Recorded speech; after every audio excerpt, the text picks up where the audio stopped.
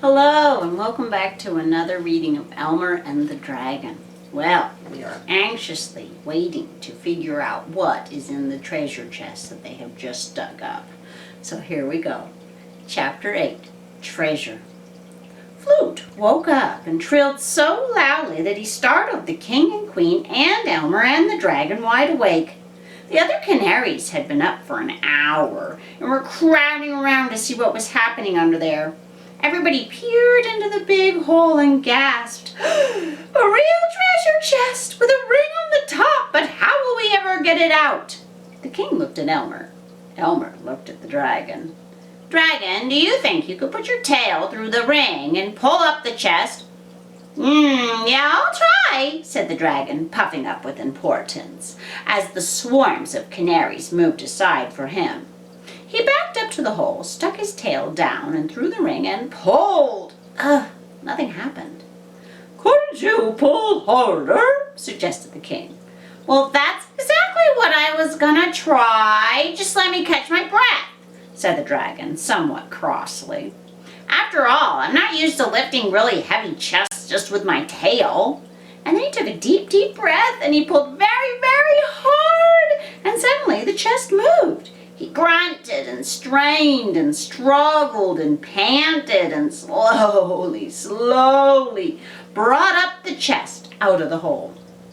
"Far enough," yelled Elmer. "Now walk forward and set it down." Crash! The chest fell down on the pine needles and the dragon staggered off to sit down while the canaries all shouted, "Bravo! Bravo!" "Quiet! Quiet!" yelled King Can the 11th. "I am now about to tell you the last part of the secret. The key to the chest. The key to the chest. Well, anyway, this is the last part of the secret. My ancestor, King Can the First, stole the key from the settlers, and the key to this chest is up in my nest. Go get it, Flute." No, never mind. I'll go get it myself." Then the king flew to his nest and down again with a big brass key in his beak. Elmer pried out the dirt from the keyhole with his jackknife and put in the key. Click! The lock turned and Elmer threw back the lid, and he picked up a note that was lying on top of a piece of heavy canvas. "Can you read what it says?" asked the king. "Oh, yes," said Elmer, feeling sick with excitement as he started to read the note aloud. "This chest was left here by Oliver Hinkle for the purpose of helping him and his friends to settle on this island when he returns. In the event that he does not return to find the chest himself, the chest becomes the property of whosoever discovers it.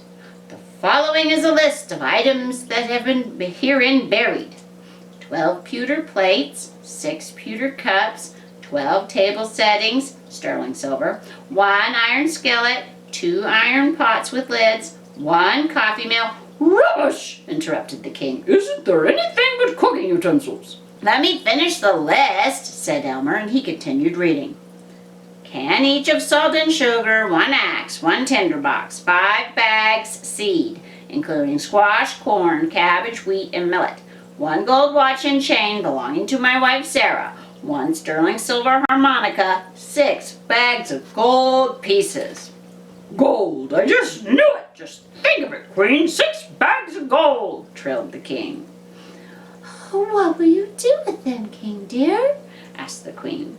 "I won't do anything with them. I will just have them, and I will be rich." "Shall I unpack everything now?" asked Elmer, who was anxious to see that sterling silver harmonica. "By all means," ordered King Can the 11th, strutting back and forth in front of the twittering canaries.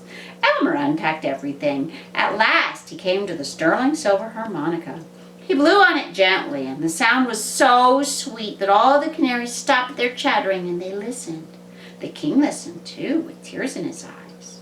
When Elmer had finished playing The Bear Went Over the Mountain, the king flew up to a branch of the pine and said, "Elmer, on behalf of the Queen and myself and all the other Feather Islanders, I want to thank you and your dragon friend for digging up the treasure and thereby ridding us of the plague of curiosity. I now present you with that silver harmonica, which you play so beautifully, and 3 of the 6 bags of gold. As to this brave dragon, I present the gold watch and chain. Elmer, fasten it around his neck. Elmer hooked the chain around the dragon's neck and arranged the watch at his throat. "How's that?" asked Elmer. "Well, I can't see it, but it feels just fine," said the proud baby dragon. The birds all clapped their wings, and then the dragon, who really didn't care for speeches, remarked, "Looking at all those pots and plates makes me hungry. Let's celebrate and eat something."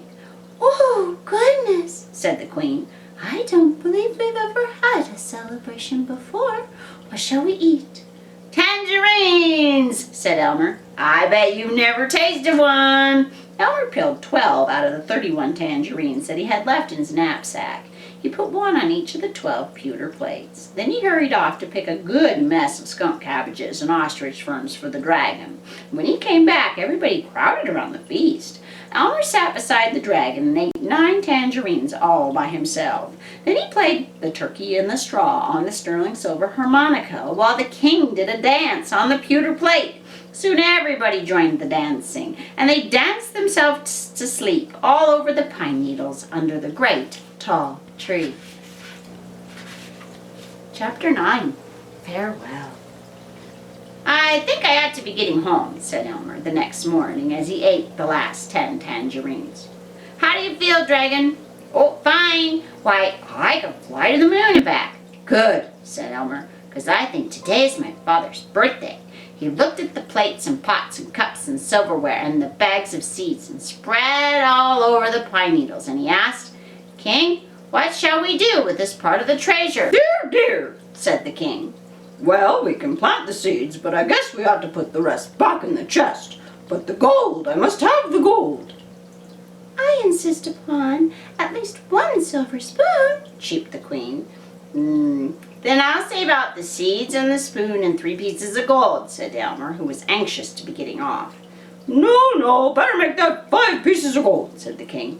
I really ought to be giving one to Flute. Elmer packed the chest and gave the key back to the king. "Shall we bury it again?" he asked. I suppose so, said the king with tears coming to his eyes. I hate to think of it way down there, but at least it will be safe from robbers. But never mind about putting back the dirt. We can do that ourselves. So the dragon carefully lowered the chest into the hole while Elmer put away the shovel. Then Elmer packed his knapsack with the 3 bags of gold and the sterling silver harmonica, carefully wrapping the harmonica in the burlap bag that was left over from the rescue. "Goodbye, everybody. Thanks for a wonderful visit," he shouted at the canaries. "You can count on me. I will never tell anyone your secret." Goodbye, Elmer, and thanks again, said the king, who was already busy giving orders to the other canaries about filling up the hole. Flute rode on Elmer's shoulder as he and the dragon went back to the cliff. Goodbye, Elmer. Please give my best to your mother. She really was very good to me, you know. "I will, Flute, and goodbye," said Elmer, wondering if he didn't have a little something that he could give to Flute. He looked one more time in his knapsack, and he found that he still had 3 sticks of chewing gum and half a package of rubber bands. "I don't suppose you'd like to have these?" he asked. "I love them," said Flute. "I'll keep them with my gold piece, and I'll be even richer than the king because I'll keep my treasure where I can see it every day." Flute told Elmer and the dragon the best way to fly to the Nevergreen City, and then Elmer hopped aboard, waving farewell to Flute and Feather Island. Well, that was a fun chapter, and I was glad there was something exciting in the chest, not just rocks or something disappointing like that.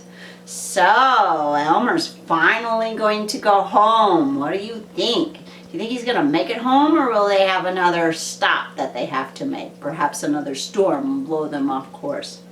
And if they do make it home, what do you think is going to happen when they get there? Will Elmer introduce the dragon to his parents? Will they live together? I'd love to know what your thoughts are. I hope you're enjoying the story so far. Tomorrow we'll read the last 2 chapters of Elmer and the Dragon. Have a good night. Bye-bye.